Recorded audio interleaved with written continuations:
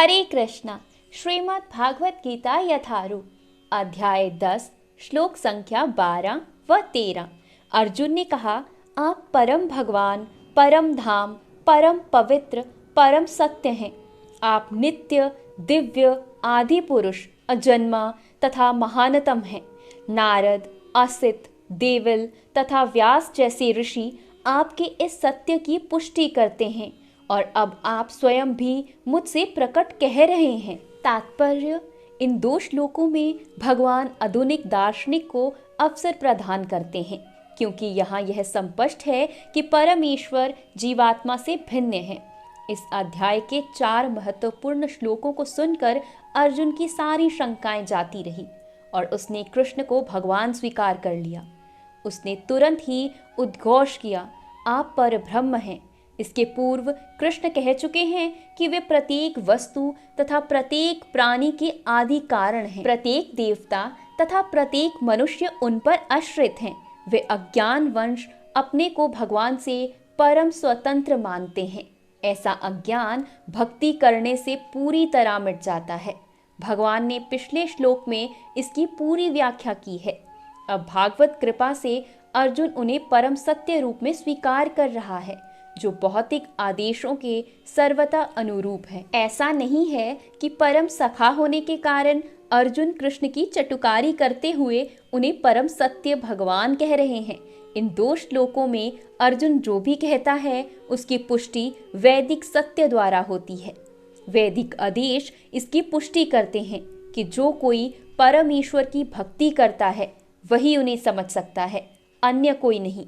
इन श्लोकों में अर्जुन द्वारा कहे शब्द वैदिक आदेशों द्वारा पुष्टित होते हैं। केन उपनिषद में कहा गया है कि परब्रह्म प्रत्येक वस्तु के आश्रय हैं और कृष्ण पहले ही कह चुके हैं कि सारी वस्तुएं उन्हीं पर आश्रित हैं।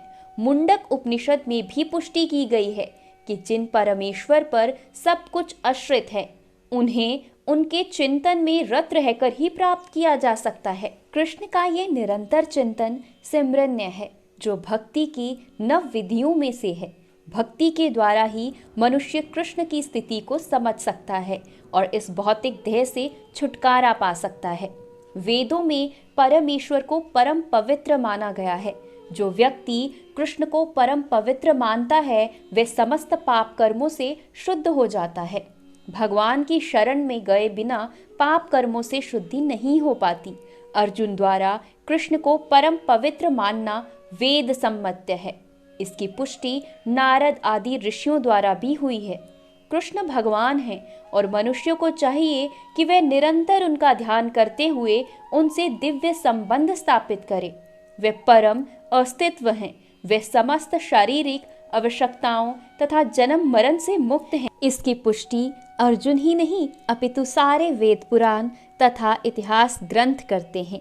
सारे वैदिक साहित्य में कृष्ण का ऐसा वर्णन मिलता है और भगवान स्वयं भी 4थे अध्याय में कहते हैं, यद्यपि मैं अजन्मा हूँ किंतु धर्म की स्थापना के लिए इस पृथ्वी पर प्रकट होता हूँ।